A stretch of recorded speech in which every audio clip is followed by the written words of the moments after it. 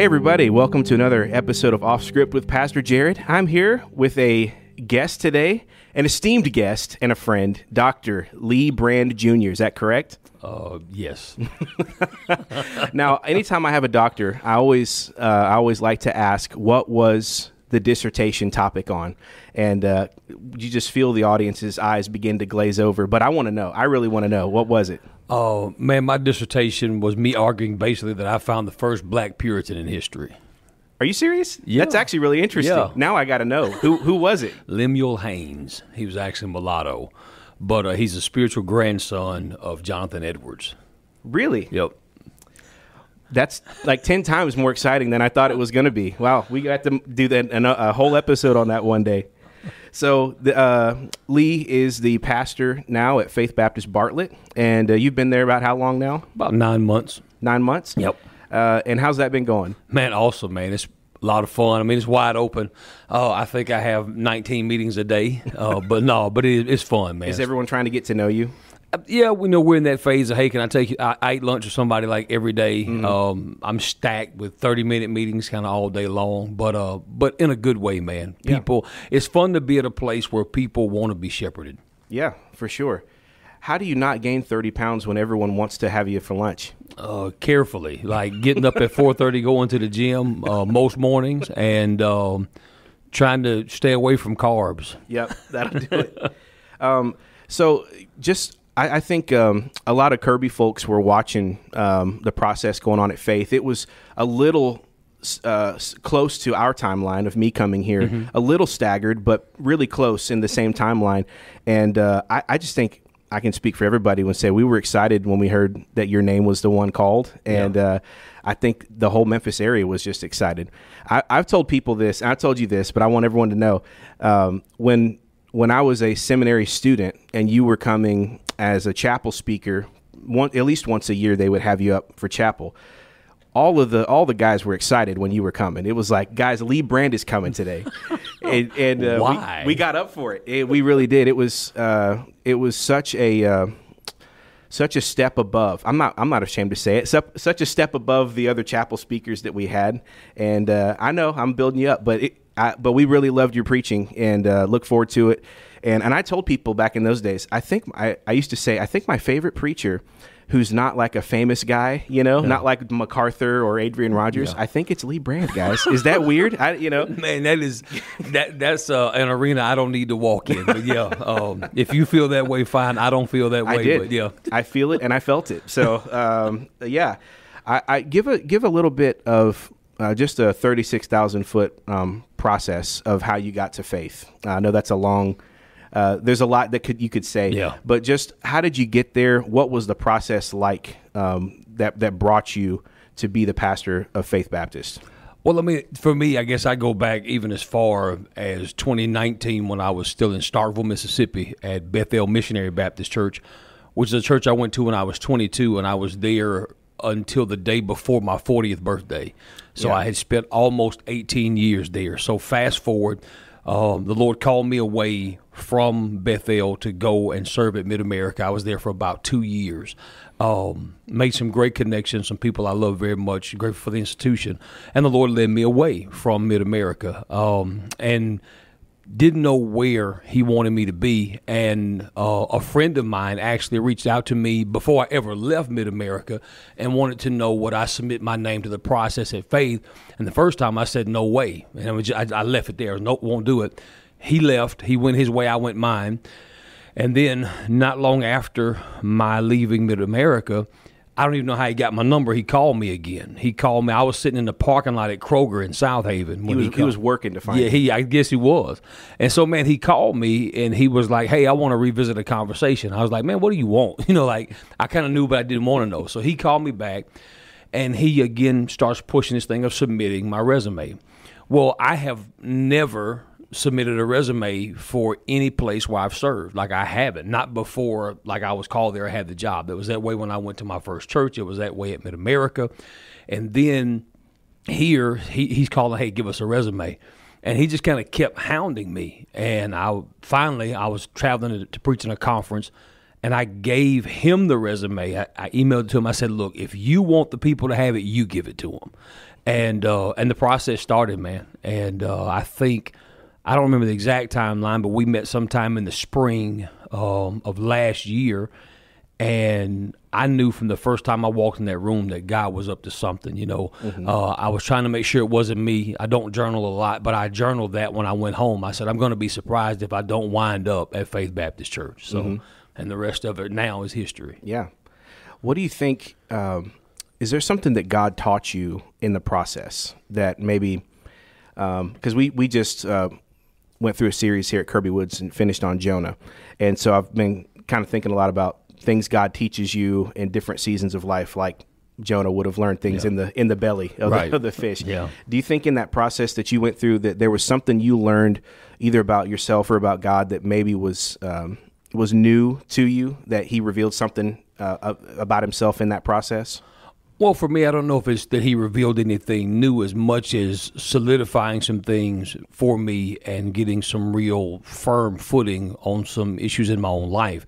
One of those for me in that whole process, man, was, you know, do you trust me? Am I real to you? I mean, do you really lay your whole life in my hands? And it's one thing to say that, it's a whole different thing to have to watch that walk out in real time. And so for me, hitting a season in there where I'm actually going back to work in a factory where I'm an hourly employee, you know, quote unquote, with a PhD.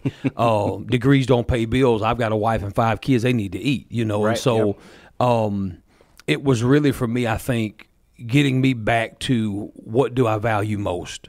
What I value more than anything is my own walk with God, my own relationship with him, and knowing I can trust him for anything. We have that thought kicked around in our head, but when it's your reality, you're sitting here and nobody can do what you need but God. And quite a few of those moments. Yeah. Awesome. Well, for anybody that's unfamiliar with you, I'm just curious, you can be brief, but your testimony and how did you know you were called to ministry as far as a pastoral role? What was that process like? Sure.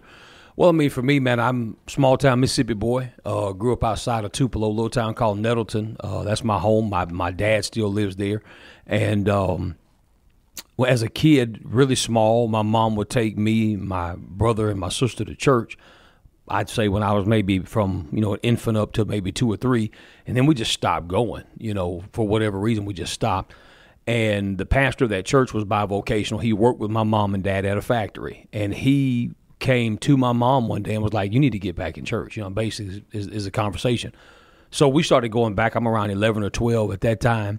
And when we started going back, his preaching was just basic biblical preaching, but I was very convicted. And around 12 years old, man, I mean, I remember him asking a question from the pulpit one Sunday, if you die, where are you going to spend eternity?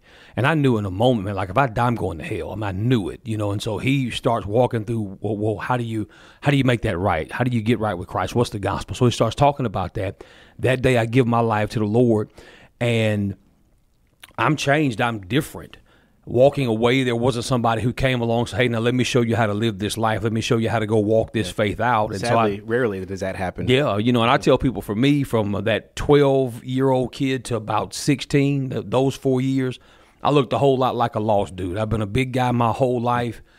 I was big enough at 15. If I pulled a baseball hat down over my head, I could go in any nightclub, you know, and I mean, I was like doing nightclubs when I was 15 years old. You know, I've been around folks, seen people get shot in a club where I was. And so that was part of it. But then the Lord used a young lady I was dating. Went to a Franklin Graham crusade. And that night, the Lord got my attention again. It was like, you need to get real about this, you know, and I did. So that's 16, 17, I felt the call to ministry. That same young lady had a cousin who was preaching his trial sermon. You know, back then it was, you know, we got to make sure this is real. Yeah. And so I went to hear him preach, and sitting listening to him, man, I could see myself standing where he was standing, and I was sitting in the back of the church. Mm-hmm. And so that starts a process. I start praying through some stuff and know God's calling me to serve him in ministry. And it really took a lot of convincing from godly folks outside of myself that you your specific calling is to shepherd and pastor people. I've always loved people. Even as a little kid, I think I've kind of gravitated toward I'm a natural kind of leader. You know, I may not always lead in the right stuff or the right way, but I'm kind of always on the front end of stuff. And I think God has used that. And fast forward to where I am today, through him blessing me, equipping me in other ways, I am where I am because of him working in my life that way. Yeah. So now, how do you become the pastor of the church? Because if I'm doing the math right, you were early 20s when they called you as the pastor of that church, Bethel. Yep. How does that happen? Again, interesting story, man. And it's two humbling seasons. I went through a humbling season before I came to faith. I had the same kind of humbling season before I went to Bethel. I started out playing ball in Birmingham at Sanford University as a freshman. Football, right? Yeah, football. Oh, yeah, Okay. I'm not built to play anything else. I didn't want to assume, This is not a basketball body, man. But so I go to Birmingham, something I really didn't pray about. The coach said, hey, man, we got one scholarship left. I want to offer it to you. You leave today. I can't promise you get it, So I signed, went that 1 year, and it wasn't anybody outside of myself. It was a horrible year for me because I was out of God's will. It's funny, you said you just preached out of Jonah, because for me, that was my Jonah year. That was my year of, I know I've been called to do something, but I want to do something else. And so I come back, I enroll at Mississippi State in Starkville as a student my sophomore year, and I come back home now because I want to get more involved in ministry. I want to serve at my local church. And so I lived at home with my folks, and I drove an hour to school every day in Starkville. Well, that being the case, opportunities weren't opening up, and I'm like frustrated. I'm like, okay, Lord, you blew up my football dream. I'm back, but I'm not doing anything. My senior year, this church calls me and wants me to just come preach on a Sunday morning, and they're vacant. Never heard of them, didn't know where they were. They were out of the city limits of Starkville, by like 8 miles, far enough that I drove, and I finally stopped, and I called the number for the church. I was like, man, y'all are not out here. And they were like, no, you got to come. I was sitting in the parking lot. Turn left at the Beehive. You got to. Right. And so they were like, no, keep driving. We know where you are. We're like 1 mile farther than that. So I drive out, preach the first time there, get invited to come back. And there's a process there because this church had actually voted to call a pastor. His wife got sick, like she almost died in the transition, and he had to back away. He had to wind up staying where he was, so it came completely back open. Wow. That was the third Sunday in October 2001 when I preached there the first time. Come back the fourth Sunday, preach again. I become the interim in November, and I became the pastor January the 1st, 2002. Wow. So they took a chance on a young fella. Yeah, no, this is what I tell people. A guy who was 22 years old, had no wife, no experience, and no sense, and a bunch of Baptists rolled the dice on a young preacher. Well, hey, it paid off for them, though. That's sometimes you have to take a chance to get the return. So that's awesome. Yeah. That's a great story. And that was Bethel Missionary Baptist Church. I remember that was the church you were coming up from to preach at seminary. Yep. And just thought, man, those folks, I hope they know they got a great preacher every week out there. And so I'm super excited you're out at Faith now. And I've told you one thing I want to see is Memphis pastors getting together more. Yep. and having more of a collective partnership. And I know things exist. I know Mid-South Baptist and Tennessee Baptist and networking things exist, but just guys that consider each other friends, that can call each other and get together and do common initiatives together. So I'm looking forward to that. I know that you and I have talked about that, and that's something I'm super excited about having you here. And I think Kirby Woods and Faith Baptist are natural friends as churches. To me, it just seems that way. It's a fit. It's a really good fit culturally. Just we believe the same things, so I just think it's a good fit. Yep. So as far as I want to talk to you a little bit about preaching. Okay. I know that's probably your wheelhouse. That's my baby. Do you think that's so my first question actually with preaching, and we may have seminary boys listening to this, so I want to coach them up a little bit if we can, but I'm curious, is preaching your favorite pastoral role? What you do as a pastor, is preaching actually your favorite, or is it something else? No. To be fair, I love preaching. Preaching is like fried chicken. It's my thing. But the thing I say I probably love the most, man, is being with my people. I mean, really doing the shepherding work. I was at the hospital this morning. We have a lady who's very sick from cancer, probably dying, but getting to go be with her husband, her daughter, read over her, pray over her. That's my heart, being among the people. So that actually feeds your soul as much or more than delivering a message. Absolutely. Yeah, that's great, man. So when we talk about preaching style, how would you define your preaching style as far as your approach to a text, and then more of your unique style of what you do? Well, I think if I have to drop myself in a bucket, I'm an expository preacher. But my goal, and I hope one day I have the discipline to sit down and write this book out. My goal in preaching is simply this: let the text talk. Mm-hmm. Whatever that text has in it, God put that there, and that's what's to be communicated. Our responsibility as preachers is simply to let the text talk. Now, there's much that has to be done to move from what's written there to communicating what's there. We've got to go back, understand it historically, grammatically, contextually, and all that. But then once we get that nugget of truth out of that text, we let that talk. We unleash that, and we do that by presenting that from a biblical context, wrapped in illustration that, enlightens the mind, explain it in a way that people can get it. I think the worst thing we ever hear as preachers is that we were deep. Because if you're deep, that's flattery. I understood nothing you talked about, but it sounded really good.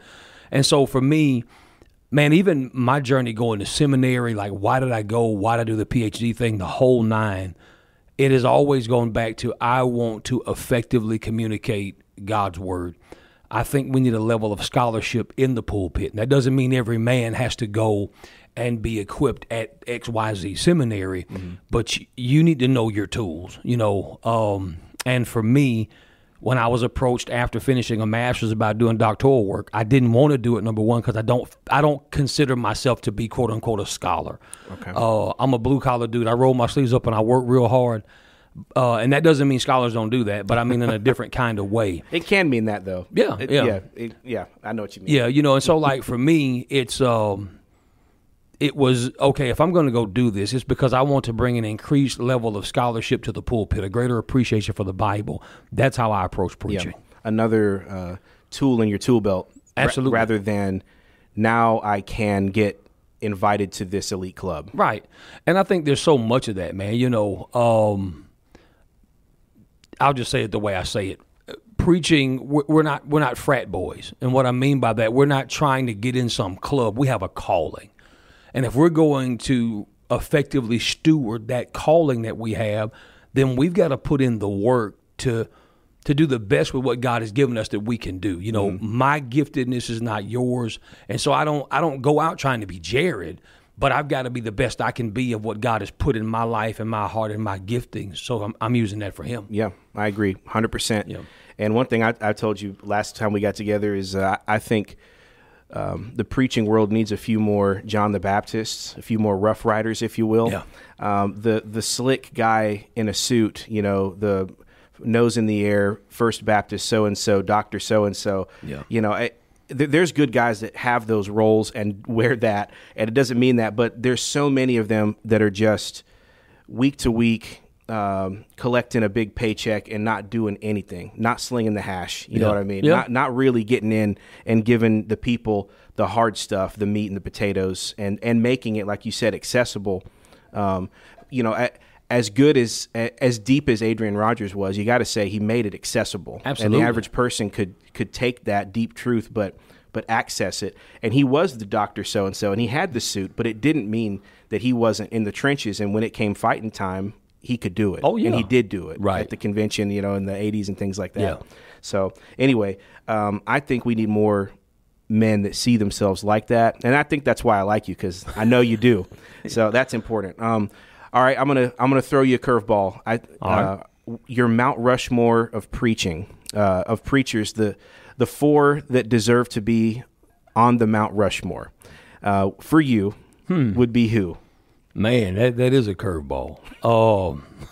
Thanks. And you'll take it back one day. You'll hear this and think I should have said that name. Yeah, but I'm sure I should. Don't worry about it. I just want to know what comes to your mind. Okay. Off the top, the first name I think of is who you just mentioned, Adrian Rogers. And the reason I say that is not, and I want to be fair. It's not, quote unquote, I want to pay homage to Adrian Rogers. No.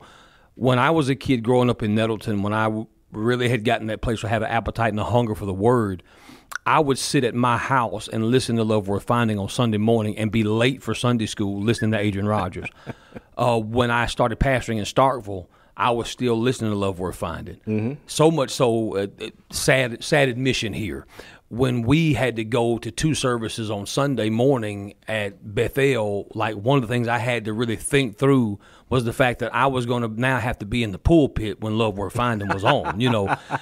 So I think he's definitely one of those people that would be on that Mount Rushmore for me. Some other guys are names you're not going to necessarily know. One of those is the man who was my pastor when I was called into the ministry, my father in the ministry, Ben Jones. Ben Jones was a guy who was a bivocational pastor who worked, like a dog every day. Mm-hmm. But he was faithful to shepherd his people, you know, and the thing that he instilled in me was something that I continued to go back to all of my years in seminary. He always told me, he said, you've got opportunities I didn't have, so I want you to go farther than I went and do more than I did. Mm-hmm. So he'd have to be the second one because he was like, he's my spiritual father, man. In so many ways. So I've got him. I love that. By the way, I love that because those guys don't get the credit. No. Those guys don't get invited to the conferences. Right. Their names don't ever make it. So I love it. Those hardworking guys, the Bivo guys, they need to be recognized. Well, and he pastored the same church on Ponticola Road in Shannon, Mississippi, 6 months short of my whole life when he passed away. Wow. I was 6 months old when he went there. I was 26 when he died. Wow. 27, I'm sorry. Yeah. That's awesome. You know, and so that was him. The third guy is the guy who really, I guess, whet my appetite for the academic aspect of the Bible. How do we go and study it right? And he's another name a lot of people may not know. His name is Charlie Barnes. Charlie Barnes was actually a student at Mid-America. He's from the Tupelo area originally, and he pastors in Starkville, Mississippi now. And he's the guy who introduced me to what seminary really is. Okay. I had a chance to drive him to a class at Mid-America, and listening in on that class, like I said that day, I've got to get back here for this, you know. So I think that would be 3. You're going to kill me on Someone's got to spot, be, man. Who's in the slot? Yeah. Who's in the Teddy Roosevelt slot? I think the 4th guy, because there's so many people you think of, if I had to put a face up there. The 4th one for me, though, would probably be Jerry Phillips. Oh, the Mid-America professor. Yeah, my professor at Mid-America. And the reason I say him is because at a very critical point in my life when I was just starting into pastoral ministry, he was the professor that I had for all those classes. And I will tell anybody, there's not a person I've ever met that will give you more tools for your toolbox than Jerry Phillips. Like, we still stay in contact to this day. Wow. Because he was that influential in my life. When he wrote his 2 books, I think they published around 2012, like, he was doing a tour and called me. I wanted him to come to Starkville because I was teaching an extension class. I brought my whole extension class out to our church for him to unveil his books and do just a Q&A that lasted like 3 hours for us. Oh, yeah. So that would be my 4. And I could probably put 8 other people up there, but there's my 4. No honorable mention you just feel bad about? If you got one that any honorable mentions that didn't make the cut? Well, I'd probably give you a couple. One I think of in particular is a Memphis legend. He's not a Baptist, but because of his love and delivery, I would have to tell you G.E. Patterson, who the great Kojic preacher from here in Memphis. Just because of his, man, he walked the Old Testament like he had hung out with them. If you ever hear him preach the Old Testament, it's like he was standing around with these guys. He could make a story come to life. Now, can you find those sermons? Are they? Oh, yeah. They ever still available? Yeah. Oh, yeah. Who are you if you listen to a sermon? Who do you listen to? If you still do these days? Well, I listen to some. I don't listen to as much anymore. Alistair Begg, dude, is somebody that I like. I kind of keep him on loop. But when you like I that was Scottish accent, don't you? Yeah, you hear it, don't you? Yeah, that deep Mississippi country. But when I first started preaching, I stopped listening to a lot of guys, and the reason being, I had a temptation to kind of mimic them. Oh, really? Okay. I really did. And the Lord convicted me about that, and rather than, because here's my thing, rather than me mimicking them, figure out how to be you. Right. And so I'll listen to guys, but I don't just have, hey, I got to hear this guy this day. Yeah. But, yeah. With that, if people were trying to say, like, I think every preacher has those things that you mentioned, like a commitment to expository preaching, the nuts and bolts of what a preacher should do, and I think that's the right way to do it. What is the part or the percentage of that's the unique Lee brand approach? Like, what would, if people listen to you and me and 5 other guys that all are committed to expository, but they said the different thing Lee does is what? What do you think that is? The special sauce, as the kids say. I got to give my whole secret recipe away on you do all 23 air. All 23 herbs and spices, baby. Man. I want them all. I don't know, man. I think for me, like, when I approach any text, what I am trying to do for myself and then in delivery for the listener is I want to sit you down in the text with them. For instance, I preach a message out of Isaiah 6, and one of the things I say about Isaiah 6 is I want us to sit down and look over his shoulder as he's having this experience, this vision of God. Like, I don't want you to hear it. I mean, I want to get be in the temple. I want you to. With the thresholds are shaking. All of it, And so that part of it, and then for me personally, I'm not ever afraid to use the gift of my voice. And what I mean by that, I'm not reserved. I mean, I'm not. I'm loud. I've always been that way. Because my approach to preaching, give you a little bit of background to add into, like, what makes me the kind of preacher I am. I'm biracial. My mother was white. My father's black. And growing up, people always thought I was pulled between these two worlds. It wasn't that. It was actually me watching this beautiful dance happen in my own house. But when it comes to church, to preaching, and to my approach to even worship, my aim has always been this. I told you, Adrian Rogers. What I've always wanted in preaching for myself was to have the information of an Adrian Rogers with the inspiration of a G.E. Patterson. Yeah. And if you can marry those two, and I think that's what I can't say I do it, but I try. Well, that's huge, because that's not what I do, right? Yeah. So that is unique to you. Yeah. That is your special sauce, and you can do it. If that's your personality, that fits you. Yeah. If I tried to imitate that, people, I might get canceled. I don't know, but yeah, I think that's great. Now, I'm just some curiosity questions for me. Sure. Your favorite series that you've ever preached that you can remember, whether it was a book series and it's a book of the Bible, or a topical series that you did. Oh, man. And why? One of my favorite series. Yeah, you could just say your favorite book of the Bible to preach, but if there was a series that you did, I'd be interested to know that too. Well, I'm actually building a series now out of what is one of my favorite books in the Bible, and I'm preaching it now. That's the book of Malachi. Malachi. Yeah. Okay. Tell me more. Well, because Malachi for me, I don't know, maybe in my dreams I want to be kind of like a Malachi. And what I mean by that, man, is in Scripture you got priests, you got prophets. They're different. The priest, he's more the buttoned up. He's got the uniform. Yep. He just kind of, he's starched. He's gonna walk the line. Yep. The prophet is different. When the prophet shows up, man, it's hammer and tongs. And Malachi is that dude. I mean, he's very much in your face, confrontational. Not that that's my goal, but truth in and of itself does that. Yes. And so as I'm building and mining, through Malachi, what I've come to with Malachi, and I've preached through Malachi several times, or preached passages in there several times. Preaching through it now, though, what I see for me, bro, is everything in the book is about heart issues. Because in chapter 1, God reveals his heart for the people, and everything else is now, okay, here's my heart for you, but look at your heart toward me. From straying to rebellion, and that's what we're working through currently. Yeah. Awesome. All these years, I thought it was Malachi, and now I just figured it out. Come on, man.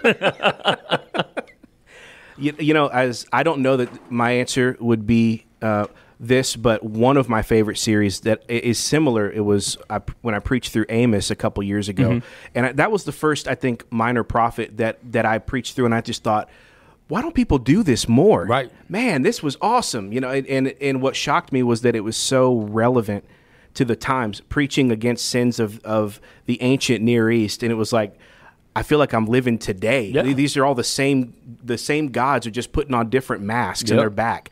So I remember that, and that stood out to me. I've never preached Malachi though, so now I got to bump that up on my list. I love it, man. If I'm going to be like Lee Brand, I gotta get that up there. Man, you're going to be in bad shape, man.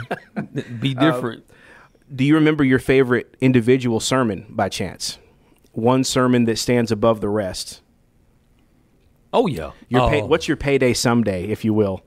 And I haven't preached it much because it's I'd say relatively new. It's a couple of years old, but a message the Lord gave me from the life of, depending upon how you say it, Micaiah or Micaiah. Okay. But my question from that passage is, where are the men like Micaiah? Mm-hmm. Where are they? In a kingdom with all these false prophets, and he's in prison. And he's already gotten cross with the king. That's why he's in jail in the first place. And the king knows where he is. He knows what kind of guy he is. And the question is asked, wait, I know you got your guys, but is there anybody that we can inquire of that has a word from the Lord? And the reply from Ahab, yeah, there's him, but I hate him, man. I can't stand him. I've got history with this guy. And for him to come out and just flat-footed stand and say, yeah, go fight and prosper. And he says, how long will you lie to me? So you already know, Ahab knows in his heart he's not right. And Micaiah stands there and he gives it to him. And even the way he ends that little window into his life in the Bible, we don't know what happens after that. But the last words you hear him say is when Ahab says, put him back in the cell, and when I get back, I'm going to deal with him. And how cool is it to sign off like this? If you see my face again, I'm not a prophet at all. And the door slams, and that's it. I mean, it's done. He's not famous. He's not somebody we think about a whole lot. But that guy had an impact in that moment, and we're suffering today because we've taken our Christian faith and we've made it something that's so not masculine. Mm-hmm. It's weak. Yep. And so that's my sugar stick. Okay. I might have to call you for that one day. We'll have you do that one at Kirby Woods. So you kind of went this direction, but it's interesting. You were leading into the next one I was going to ask is, when you survey the average preaching experience that the average Joe American has on a given Sunday across the country, if you could speak into that moment and say maybe what is something that needs to be adjusted, changed, improved upon from average Joe sermon on a given Sunday, from your knowledge of what America is, what would you say? What is the missing piece in American preaching right now? I think there are many things that I would say are symptoms, but if I had to go like what do I think is a source problem? Yeah. I think one is that you have many people who are preaching, but they're not handling the Word of God. So I think one of those is, let's go back to the Word of God. That's one. And the other is, let's never get over the fact that this is the Word of God. Because I think sometimes even for those of us who preach, if we're not careful, man, one of the great dangers of handling holy things is you forget they're holy. That's what goes on in Malachi. And I think a lot of what we see today, if we're not careful, and I can't assess another man's heart, but as I think through what I'm looking at, is we just treat this average. No, hey, bro, this is God's word. If this is God's word, that has great implication. Yeah. And so for the person in the pew who's hearing it and the guy in the pulpit preaching it, we can't get over that. Yeah, I think you're right. And maybe one symptom of that I've noticed, I think you hit the core heart. One symptom I've noticed is just a lack of authority from the pulpit. Yeah. Guys telling stories, but not saying what God has said in such a way that's compelling to people, as if God actually said it. So I think that's a huge issue when you hear guys just walking around kind of jokey, telling stories and, laughing and, somehow 45 minutes has gone by and you're like, where's the conviction, the challenge? Where's the naming of actual things in my life that I need to deal with? It's missing. And so I think that's a huge issue that stems from exactly what you said. Yeah. Well, I mean, if I go back to Paul himself, when he goes to Mars Hill, dude, our pulpit is not the Areopagus. Right. Our pulpit is there for the purpose of saying, "Thus saith the Lord." Hard stop. Yeah, that's a huge thing people need to understand. Yeah, that's a great point. And I think that gets the focus off me. It gets the focus off them. It's focusing on him. I mean, because preaching, which every aspect of worship, which may be way off what I need to be talking about, but every aspect of worship is focused on an audience of one. So for my sermon, it's not about whether or not they're going to like my sermon. For what we sing, It's not about are they going to like what I sing. All that is for him. Yeah. I don't throw your birthday party for the guy across the road. I want to know if you're going to like that, right. Yeah. So yeah, that's so true. I think that is another, you exposed another issue, is that somehow we've believed that the average preaching experience today in churches is primarily for lost people.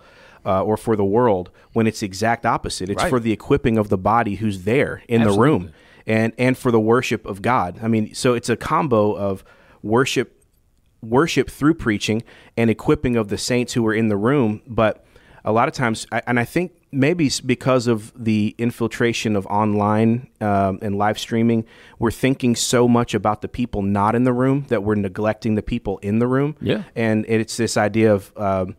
we need to speak to all the lost people at one time. And it's like, that's not what this is. And furthermore, what are you equipping people to do? You're equipping people to go talk to the lost people Monday through Saturday. And so that's what I think a lot of guys getting the cart before the horse is they think that the Sunday experience is primarily to let the pastor evangelize all their friends rather than them do that in their own life. Well, I think, too, you look at what you just said, and I think a lot of times, if we're not careful as pastors, we feel like our responsibility is to draw them. Exactly. No, our responsibility is to tell them. Right. And that telling is twofold. It's what comes off your life and what comes off your lips. But your job is to tell them, and then from there, now let's go. Yeah. Beyond here and do the work of evangelism, of reaching the people. I've thought about that with, if my preaching is as good as it can be and it's biblical, how's that going to draw lost people? Right. You beat me to death. I mean. Yeah. So it may draw saved people because, saved people are drawn to a spirit-filled message.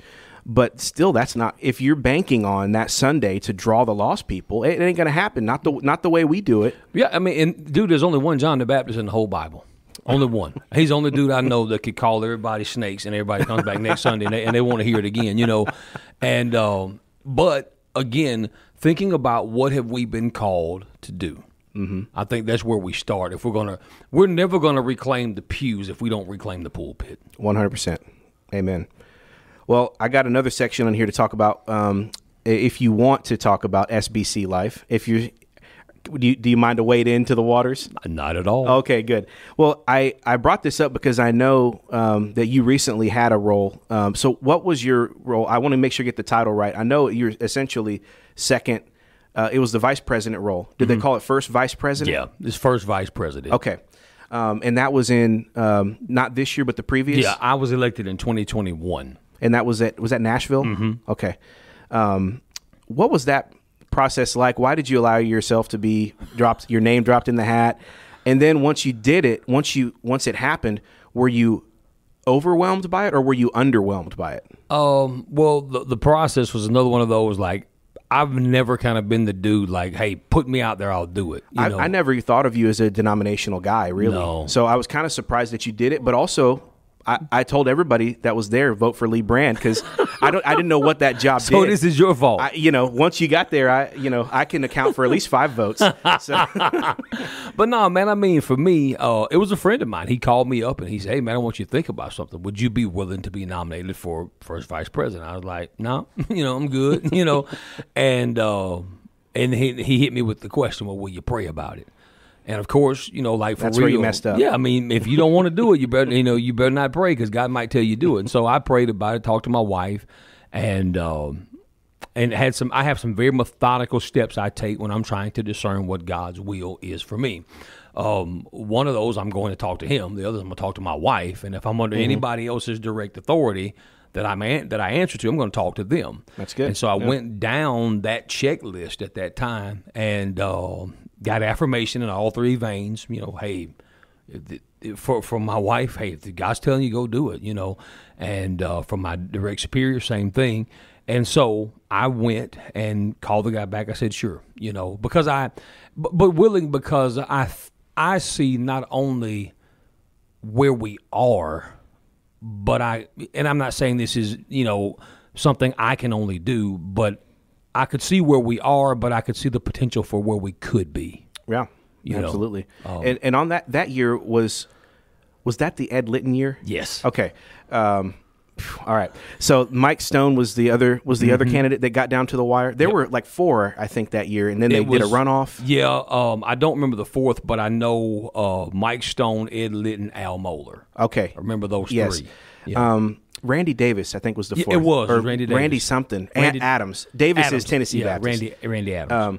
And then did you run unopposed that year as the VP, or was there somebody else? There was another gentleman. I cannot remember his name, but there were 2 of us. Okay. And then there was a Chavez that was the second VP. Okay, I got it right. Yeah. Okay. So you go through that process. You say you're willing to do it. You hear your name, you get it. Yeah. Are you excited in that moment? Are you thinking like, hey, I can maybe help this thing and bring some change? Well, it was humbling, man. I mean, anytime you put yourself out there, I mean, there are 2 realities. You're going to be accepted or you're going to be rejected. I mean, it's just that simple. It's 50-50.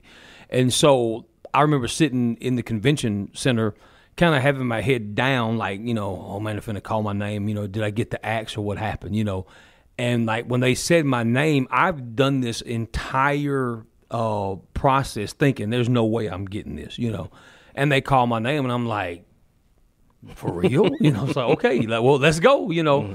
And but honestly, for me, that was the high point because other than when your name was read was the high point. Yeah, pretty much. As far as the role, that's not good though. No, it's not. Okay. And so if I had to give you positives, negatives, the positives for me was that being first vice president gave me an opportunity to meet a lot of people I wouldn't have otherwise met. Sure, yeah. Visit churches I wouldn't have visited and meet the people that make the SBC. Okay. The beautiful thing that it is. So it gave you sort of an ability to go speak to different churches and see the average, because a lot of this is really at the heart. We can talk about this in a second, but there's been discussions that the SBC has sort of an issue with elites at the top, and then your average SBC guy that is disconnected and doesn't understand what's going on. Right. Would you agree with that? That's the case? Absolutely. Okay. Yep. And you saw that when you were able to travel a little bit and speak around. I mean, because I think we forget the average church is less than 100 people. Mm-hmm. If that's your norm, then that pastor is going to typically be really, really overworked, possibly understaffed, and just not able to have his eyes up looking at these 50,000 things going on around here. And he's probably not getting his way paid to go vote at the annual meeting or get the vacation time to go do it. Yeah, like one of the things that floored me, and I'm not saying don't take care of your leaders. That's not what I'm saying. But dude, when I went to my first EC meeting, like the hotel we stayed in, I forgot how many floors it is. I'm on the elevator, and I said, I have never stayed in a hotel that had this many floors. And I think every room in the joint was like $400 a night. Mm-hmm. And this is in the middle of the week. I know when I was in Starkville, we can't do that. Right. The average pastor can't do that. I don't plan on doing that now. That's poor stewardship. Sure. But anyway, Yeah, no, but that's good, though. And so what... I'm just kind of reading between the lines of what you're saying, that it was underwhelming. Yeah. Is it an underutilized role, or was it Is it just that's what the role is, that you maybe thought it was more than it was? Or was it because you were going to say some things and you maybe got pushed aside because of who you were? Well, I think for me it was a perfect storm. To be fair, constitutionally, when you look at the Constitution of the convention, much of what the first and second vice president are able to do is serving at the discretion of the president. I have no problem with that. I don't care who that is. But as fractured as our convention tends to be here recently and has been in the past, I think the convention would help itself to put some different language and expectation in place. I'm not saying that you divest the president of any power. I'm not saying that.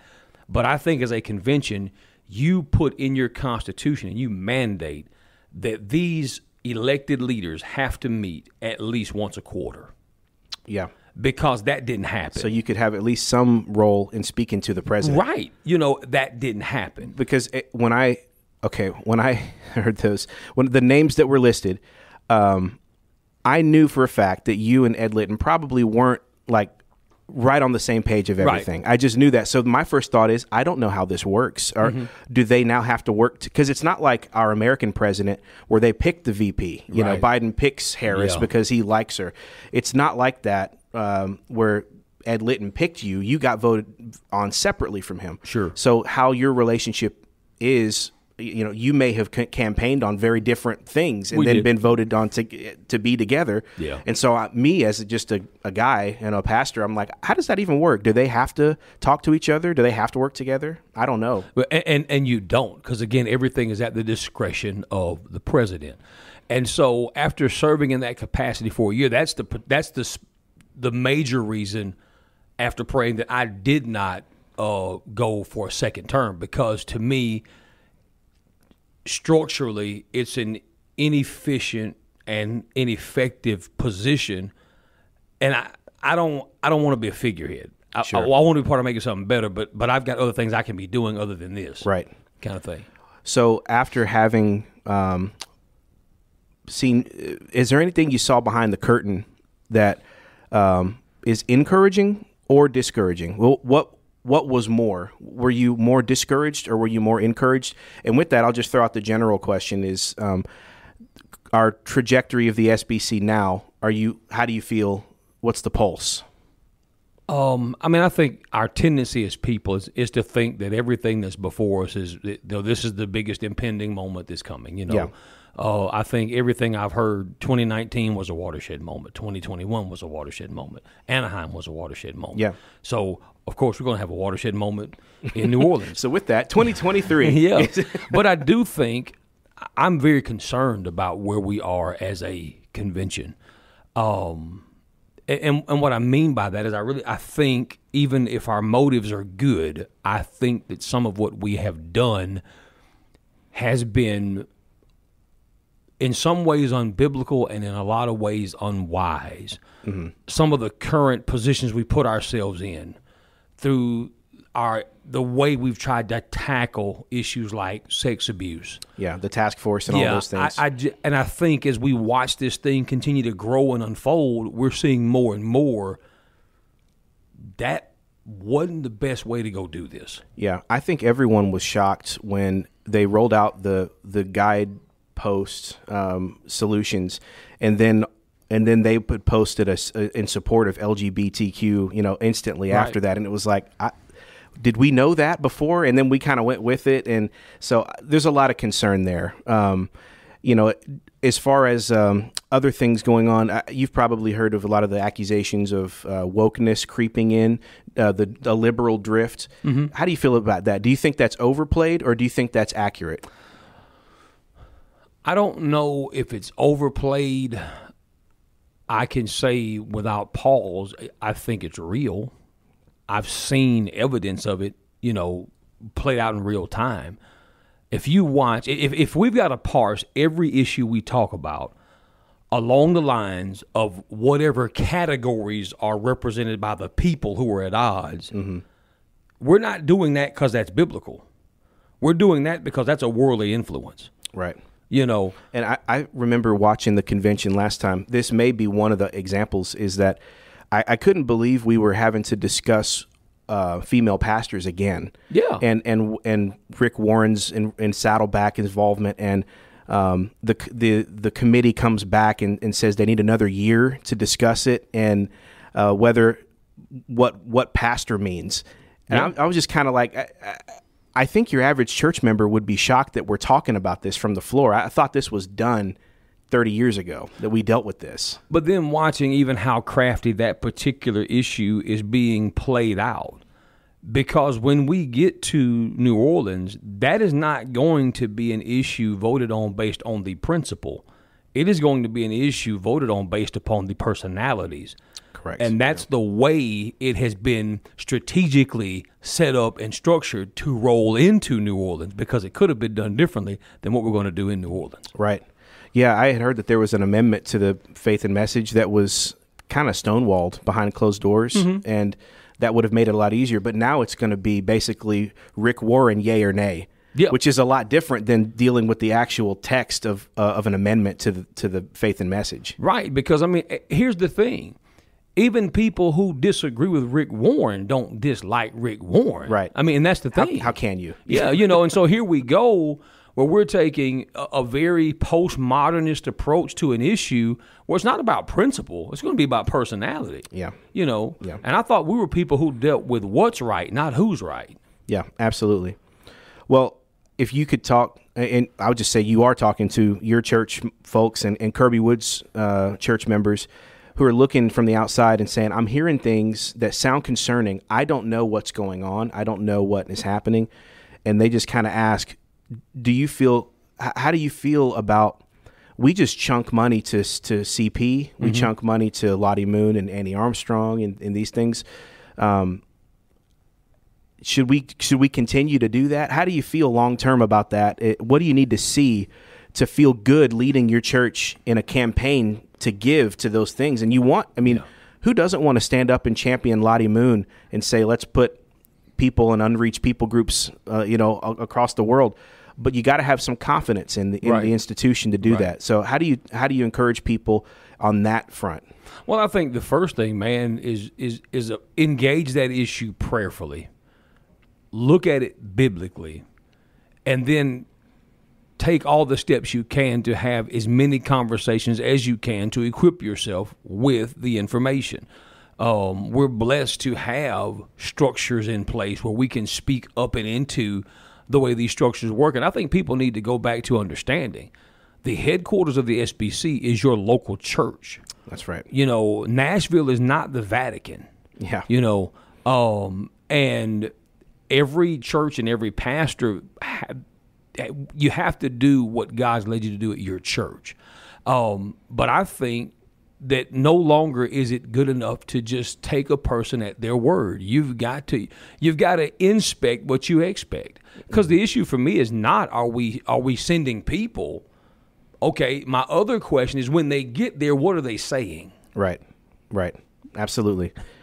Well, I think it's a good insight that you have, because a lot of people, like myself, sometimes you put yourself out there and you try to answer some of these questions. But first of all, I haven't had a lot of those inside conversations. And second of all, I feel like you're gaslit a lot by people that come in and say, you think you're seeing one thing, but you're not. You're just a conservative that tries to see liberalism everywhere, or you want to see wokeness, so you're seeing it. I mean, that's gaslighting, right? To look at somebody, it's like, I'm watching these things play out. I know what I'm seeing. Yeah. It may not be as prevalent as everyone thinks, but it's there. I know what I'm seeing on Twitter or what I'm seeing people say here and there. You can show me quotes from high-ranking people in their classroom, especially when Zoom came out and they started recording all these things. Right. I know what I'm seeing. So it is concerning. But the last question on the SBC: do you still have some degree of hope that things can be turned? Oh, absolutely. I think the SBC at any given moment, at any given convention, is one series of elections away from either turning really good or turning really bad. Yeah. And that's a year to year. And that is just, as I've heard it said, it all depends on who gets to the meeting. If you can get to the meeting, and because like most people don't know, we've been averaging in the last few years somewhere between 10 and 15,000 in attendance. In Dallas in 85, they had 45,000 people there. So that was, we have to get to that point before the real average Joe vote is felt, because so many people go to the convention that have interest in being there. Their way is paid, their entity heads, they're able to be there. To get up to where your average Joe vote is actually felt and outweighs the other vote, it's got to get up into the 20,000 plus mark. Well, I mean, and this is going to be a little tough. This is a little sandpaper, but it's just real. You got to care, because when you care, you do. Yep. I made a statement. I make it quite often. It's amazing what you can do when you have to do it. That's true. And like not to sensationalize the conversation, but I'm a mama's boy, have been all my life. My mom passed away in October from cancer. And, dude, I remember having to feed my mom. And I never thought, like, how am I going to live beyond seeing this? Because my life had only been that was my reality. Great parents, but my mom is the person I always gravitated toward. And I didn't know I could do that, but it's amazing what you can do when you have to do it. Yeah, that's good. And so, New Orleans is however far away, but it's amazing how you can go places when you have to go. That's right. Any candidates right now that are going to be on that you feel good about? Do you talk about those kind of things? I mean, I'm aware of the people that are out there right now. I'm not, just to be very fair, the name that has my interest right now is I have heard Mike Stone's running again. Right. People can think what they will or may about Mike Stone. I was in Nashville in 2021. I saw the trash show that was thrown out on Mike Stone. Right. Yeah. I've listened into some of those things. Even what was said in the Guidestone report about him, it's been pretty much come out to be absolutely false of what they said about him. So he's obviously, if we have messengers that go, he's the one I look to as well. And I think that's what it takes. It's going to take somebody like that to go and push against the current direction things are going. Yeah. One more kind of question in this vein, and then we'll end on a fun question. All right. But when you look at the issues facing the church right now, this is always a question guys love to have. What do you think is something that pastors can't afford not to speak to right now? What's the every few years, every few decades, there's a moment that you live through, and it's your thing, and you can either hit it or not. So maybe 1, 2, 3 issues that come to your mind as this is our moment right now. If you're a pastor, you ought to be addressing X, Y, Z. What is that for you? Man, I mean, because that's wide. Yes, it is. It's a great podcast question. It really is. I don't know, man. I mean, I think for me, as I look at where we are in our world and what the church is facing, I think for believers in this country, one of the first things that we better get our head around is like the fight is real. Yeah. Like, it's for real. This isn't Mayberry. I mean, we're done with that. There is no more of the idea that people who believe like you are okay. Mm-hmm. You're a weirdo. Yeah. You pray. You believe a book. You pray to an invisible God, and everybody out there thinks there's something wrong with you. You need to be shut down, and you need to be quiet, because they have no problem with us as long as we're inside of our church buildings. Correct. Doing what we do. That's but right. Here's the problem with that whole approach. Every single human being on the face of this earth moves, operates, and makes decisions based on their own belief system. Mm-hmm. And what you're telling me is because you think my belief system isn't good, you can push mine off the margin. No. Not while I've got breath in my body. Right. And I think what we've got to start seeing is this tightening in on our freedoms to say those things, to stand up. It doesn't take away the responsibility, Because we've had brothers and sisters all over the globe who've been doing the same thing with no protection from a constitution. Right. You know, there was no concept of you can't come in here and kidnap the Christians. No, that's what they were doing it in the midst of. And so I think that's one, the idea that the fight is real. Mm-hmm. The other is I think we have to strategically and scripturally start equipping our people to build strong families again. Because I think that's where the church is dying. Yeah. You know, I think there has been for years an assault on biblical masculinity. For sure, yeah. You know, because now that's white nationalism is what that is. Right. That we swap those words out. Don't you love being called a white nationalist? Man, brown as I am, that's what I am. You know, I mean, hey, let's get it. It's a mindset, though, not a skin color, right? Absolutely, you know, and I've been brainwashed, hoodwinked, bamboozled, all the Malcolm X words, you know, and I'm cool with that. But I think we have to equip our men to be men. But then, bro, the same assault now is going the other way against our women. You know, in the height of feminism, the thought was the best thing a woman can do is be a man. Right. I mean, really. Yep. And we've got to teach our people, your worth is not tied up in what you do. Your worth is tied up in who you are. It's in your being, not in your doing. Right. And when we take that conversation back, we've got those answers biblically. Yeah. So, amen. Well, you're just setting me up because we just announced last week at Kirby Woods we're doing a 6-week series on the home and the family, and I framed it as the 100-Year War. That was the title that I gave it because I think we are, as you said, in the middle of a war, and it is a culture war. And for me, I'm tired of letting people say, because it's a culture war, we can now disengage from it because it doesn't matter because Christians don't fight the culture war.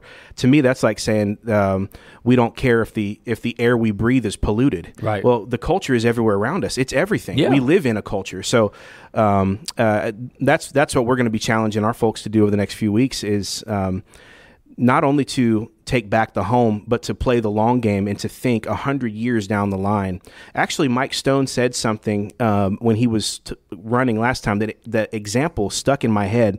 I'm going to butcher the quote, but it was something like, we need to be willing to plant seeds for trees that will never be able to grow up and swing on the branches or sit under the shade. Yep. And it was like that long-term mindset of, like, what's going to 100 years from now in it's 2023, 2123, I'll have great grandkids alive during that time. And I want all of them to be Christian. What do I do now, today, that begins that domino effect? And it starts in the home. Yeah. And so that I'm right with you on that. And with that, we could even push further. We talked about the need for Christian education. And schools and things like that. And it's such a prevalent issue. But anyway, I'm 100% with you. And so who knows? We need to do the conference. Get ready. The Average Joe conference with love the it, John man. the Baptist, the Malachi conference. Start thinking of it. We'll do it. All right, last question as we go. I'm really grateful for your time to do this. The last question I want to give you, we might be 1 or 2 or 3 part, but it's quick and it's easy. The most divisive question we've asked so far. Are you ready? Sure. I love the enthusiasm. What is the best single meal in the Memphis area?